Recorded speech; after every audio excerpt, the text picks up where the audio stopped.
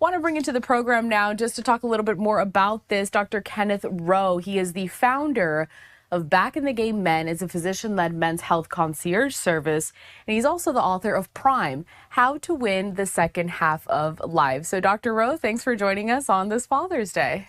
It's very nice to be with here. It's my pleasure. Thanks for inviting me. No, of course. Okay, I want to focus on dads. We did something similar for Mother's Day because we want moms and dads to live forever, right? But let's just start. What are some of the most common health issues that you have seen with fathers specifically? I mean, how different is it when you're talking to a dad versus a man who is not a father yet?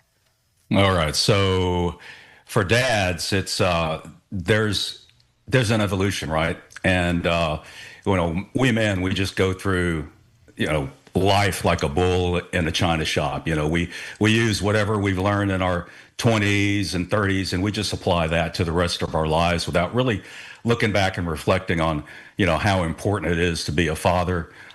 We identify ourselves with being providers and protectors, and a lot of times that leaves us to fall short in the areas of our life that are really more important. That is being very supportive and loving and having some compassion for not only our kids, but for everyone that we're taking care of in our lives. We're the sandwich generation, right? We're taking care of kids and our parents, and we're supposed to be taking care of ourselves, but that's where we fall short because a lot of times, we're so busy about retirement and taking care of the bills and taking care of our job and our employment, that a lot of times the things that are really more important to us, those fall a little short. I want to list out some of these priorities because you're right. Fathers, I mean, they're focused on so many things. You got to work, you got to take care of the family, take care of the kids. There's a lot on their plate. If you had to break it down for dads, Dr. Ro, what kind of health screenings or checkups or tests should they be prioritizing at different stages of their lives? Let's say we're talking someone in their 30s, in their 40s, 50s, and so on. Well, honestly, so I've been an ER physician for 35 years, and the patients that I would see that would just really grip my heart would be literally the man who's 52 years old with a heart attack and he hadn't seen a doctor in 10 to 15 years. I think the biggest issue in men's health, or the biggest risk factor, is silence. We're in denial. We just want to, any of those little signals that our body gives us, we just want to blow it off and say, okay, yeah, it's not that bad, or we label it as something else, heartburn, or those little aches and pains, that little shortness of breath that you get when you're just walking one flight up the stairs. And then we normalize it. We just say, well, this is just getting older. Everybody's like this. I'm 50 years old and I'm not supposed to feel like I did when I'm 30. Well, guess what? The technology, the kind of the movements that we're having outside of conventional medicine, we have found that age is not a factor.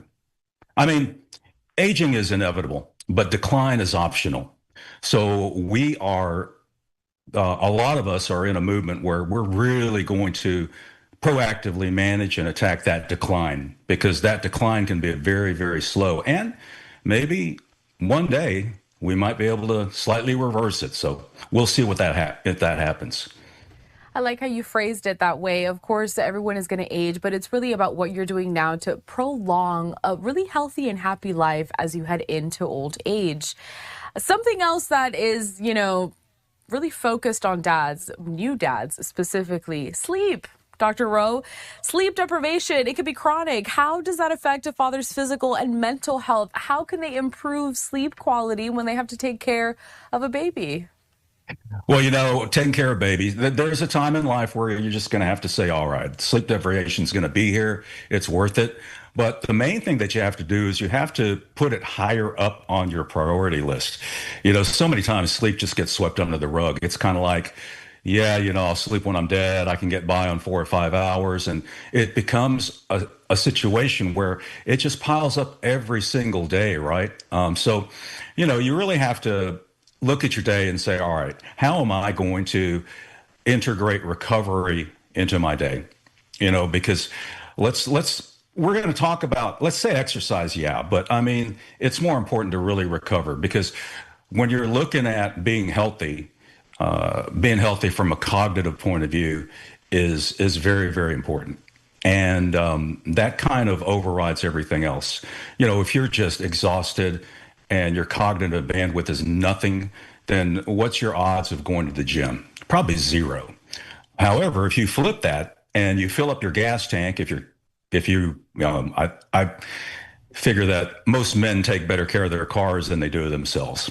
And, but if you have something on your dashboard lighting up saying, hey, you're not getting any sleep, or you've got to watch your diet, or you got to watch that alcohol intake, you know, it's a lot easier to become aware. But, you know, we don't have that dashboard warning system in our bodies. We just have little signs and symptoms, and we call them brain fog and irritability and not being able to sleep very well, or waking up in the middle of the night and not being able to go back to sleep. These are all warning signs. So I tell my patients, this is just like watching your car's dashboard. You know, when it gets to the point where you see that light coming off, you really need to start doing something about it. My dad is definitely one of those, taking care of the car more than he takes care of himself. He's gotten better though. So credit to him. Speaking of exercise, because you mentioned it there, obviously if you don't prioritize sleep, probably you won't exercise. I mean, that all trickles down because it goes into eating habits, so on and so forth. In your expertise, how much exercise should a father be getting each week, especially because they're balancing all of these responsibilities? Well, here's kind of the counterintuitive thing about exercise, that where I think the traditional recommendations fall short, because we all know the traditional recommendations. You know, it comes 150 minutes of strenuous or moderate exercise per week. And usually the way people break that down is we're going to talk about maybe going to the gym or exercising for maybe 1 to 2 hours, 3 times a week. And that's for the upper level of people out there. My contention is, if you're working out 1 hour a day and you're sedentary for the remainder of your day, plus you don't get enough sleep, you're not really getting any benefit from that hour a day. I mean, me personally. So I think the most important take home message is there has to be movement integrated throughout your day. You know, sitting for more than 30 minutes at a time, we've shown, sends a signal to the body that, okay, we don't really need to do anything. We're shutting down. And your body responds to those signals. So I think the best rule of thumb is, if you find yourself in a meeting, a busy day, at least get up every 5 minutes for every 30 minutes that you sit down, and move, do something.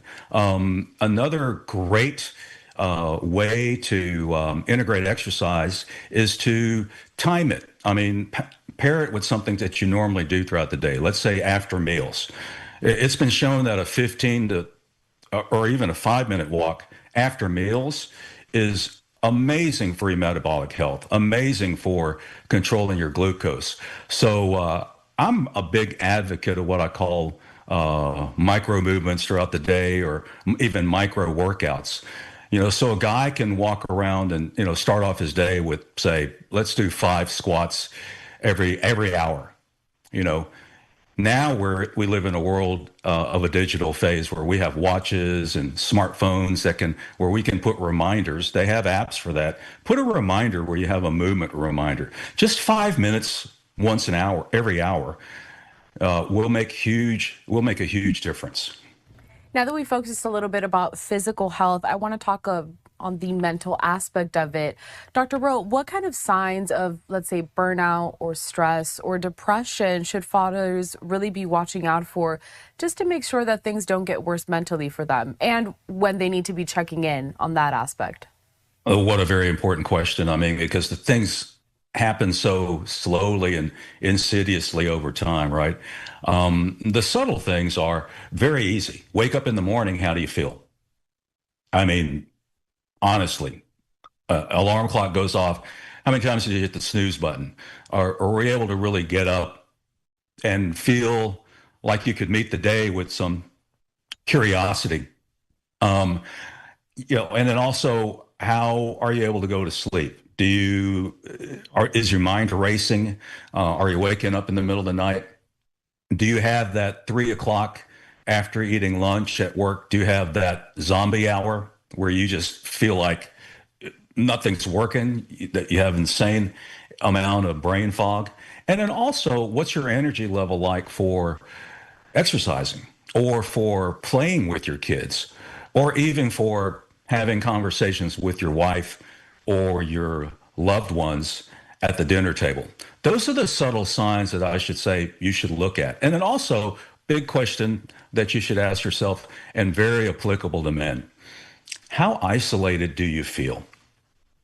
How many times are you just throughout the day where you just say, man, I just wish people would leave me alone. I just want to be by myself. I don't want to talk to anybody. I don't feel like talking. That's a very common man cave issue that I think men are very silent about and really don't want to talk about it. So, kind of really go out there, take one day to take some inventory and just say, wow, I didn't realize I spent that much time in my own head without talking to anybody at work. So it's isolation leads to loneliness. Loneliness leads to a whole host of negative health effects, along with depression. So be aware of that. So many important things to keep in mind, Dr. Ro. My final question for you today would be, what is one piece of advice that you wish that all fathers knew about taking care of themselves? Well, like I said, I'm an ER doctor for 35 years. And when I see the 50-year-old gentleman, unfortunately, coming in with a heart attack who hadn't seen a doctor in 10 years, what I see on his face and what I feel in his body is regret. And that's something that has stayed with me throughout my career. That's something that now I want to do to try to prevent. And regret doesn't have to be something that only happens after a heart attack. You don't need a heart attack to have a change of heart. So understand that each day there should be some priority or some thought to, you know, maybe I can use regret as a daily compass. What can I do today, or what decisions can I make that will avoid or decrease regret for this day, just for one day, and take your day from there.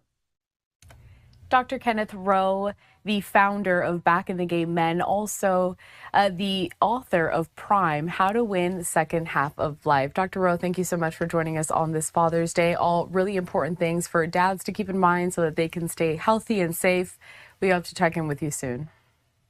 Thank you, and very happy Father's Day to you and everybody out there. Thank you so much.